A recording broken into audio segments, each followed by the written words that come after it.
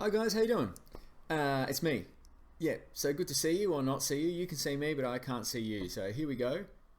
First time trying a proper video screencasting for Year 11 music performance. Alright, I'm going to jump around a bit here. Today I want to explain the Tech Sac fully for you guys. So Tech Sac is outcome 2, preparing for performance. I'm going to try and highlight a few things in this and talk you through it. So basically what you are doing is required to create and demonstrate a program of technical work that will assist you in preparing for your outcome 1 pieces. So this is your final 3 pieces, or 2 if you prefer, to play at our term 2 concert. Okay, so it must include all of the following aspects: 1 to 2 octave major scales around the circle of fifths at 90 beats a minute. So I'm going to jump across to, on the side, the circle of fifths. Okay, using the mouse I'm just going to explain this a little bit. So C major, going in the sharps direction, you're going around in fifths, around that way. That's clockwise, and then anti-clockwise you're going around in fourths that way. So you need to be able to, starting on C major, play me 1 octave C major scale up and down, then 1 octave G major scale up, then down, then D major up, then down, etc. So a good way to practice this is to put on a metronome, go really slow, and just practice up and down C major, up and down G major, D major. So you've got to learn your scales, basically. You can have this in front of you when you go to do it in the Tech Sac. That's okay, but even better is if you memorize it. Alright, so that's why the circle of fifths is so important. Now, coming back to this, right, 10 scales or arpeggios that are directly relevant to your pieces, 4 self-composed exercises that also are relevant to your pieces that address specific challenges, and 1 unprepared work. And this could be sight reading, so if you're learning off a teacher at school here, you can get them to just hand me directly something that you're going to sight read, or an improvisation, so you need to be able to come up with a quick solo or something. Additionally, you must create a set of written documentation justifying each of your choices. You have to basically have a reflection on why you chose the exercise and scales that you did. Okay, now let's go through that. Oh, we did that. Don't worry about that. Again, circle of fifths. What it's saying here is, and this is a really good idea, to write out on some manuscript paper each of the scales around the circle of fifths. So in your OneNotes, if you go across the resources, I've put in some blank manuscripts in the treble clef. So it's probably a good idea for you guys to do this. Just practice drawing. Whoops, that is not so good. A little bit better. Drawing all the major scales around the cycle of fifths. I'm starting with which major scale? Which one's this? Anyone? I can't hear you, so you could be telling me anything. It's an F major scale. Alright, with a B flat. Okay. Go around and draw them all. So around the cycle. So going back to here. Starting on F, maybe you're going to go this way around the flat keys. Okay, really important to help you memorize it. Now, all right, identifying challenges in your pieces. So you're going to find the sheet music for all 3 of the pieces, all the 2 pieces you're going to play. Even if you learnt it off a website, find the sheet music and it's actually a lot easier.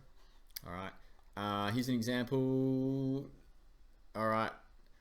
This one I put in here. This is a pretty easy piece, but what I've done nonetheless is I've tried to find some challenging sections and I've annotated it. Okay, your goal is to find 14 of these challenging pieces across each of your 3 pieces. So here I've found probably 1, 2, 3, 4, 5 challenging sections. If I was to have another 2 pieces, I'd easily get 14. Okay. So challenging legato phrase here, that might be something I could come up with a little exercise to work on that. Some quick articulation change. different articulations happening here, and here's a bit of a slur here, okay? And here's a bit of a high note. So some things I need to work on there. Now,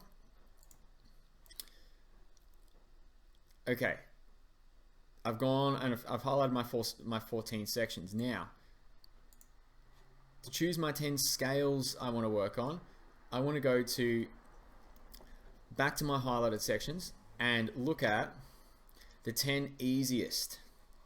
The 10 easiest sections. When I look at this, for example, I might see this is like directly playing a scale actually, and you go back to the cycle of fifths, or maybe you know your key signatures.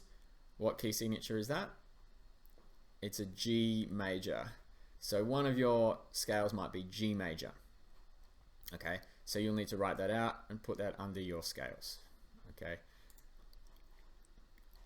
Now in this one, another one you might put in would be E minor, because this is almost right here playing an E natural minor scale, almost note for note. All right. Once you've done that, for each one you need to write a short written justification outlining why that scale is relevant. Or it could be an arpeggio. So I'm going to go back to here. Arpeggio. Where's an arpeggio? Where is an arpeggio? I saw one in here. Aha! This. I'm going to highlight that because it looks cool.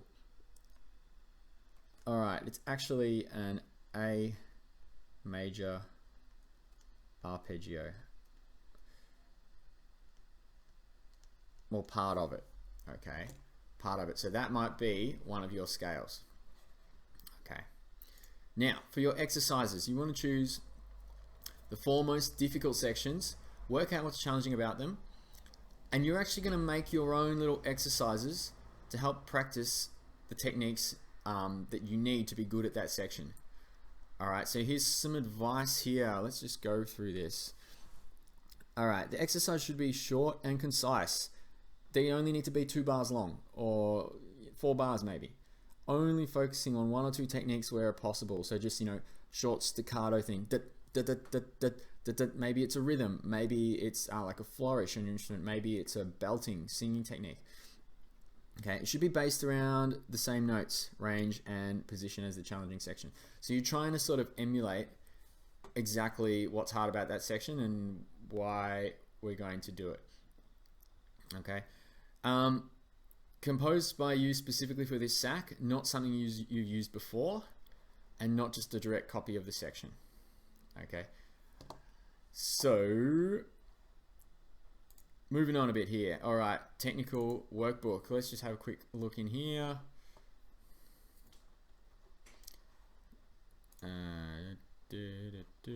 All right, this you can use to fill in the scales that we talked about before. So we talked about G major. You would write in G major scale, and you're going to paste in the excerpt from your sheet music here. Okay, scale 2, 3, 4, 5, 6. Now, okay, exercises. It did say 10 scales, isn't it?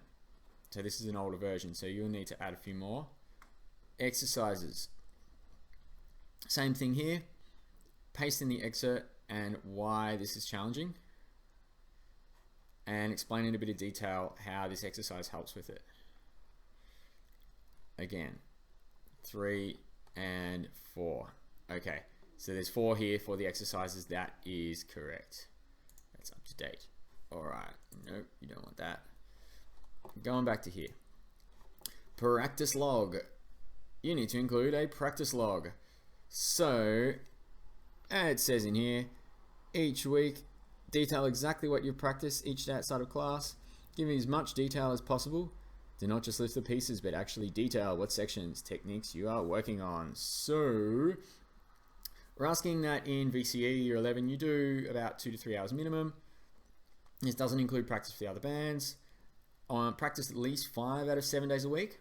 Don't cram it. You're better off practicing maybe half an hour a day rather than 3 hours on Saturday. Okay, and try not to leave a gap of more than 1 day between your practice. All right, now every week it's asking you to write a 400 to 500 word reflection. I'm okay if you don't write that many words. Maybe a couple of sentences is fine, with one overall one at the end. So I want you to start this from now, your practice log. There's one in your OneNote here, it's under practice log.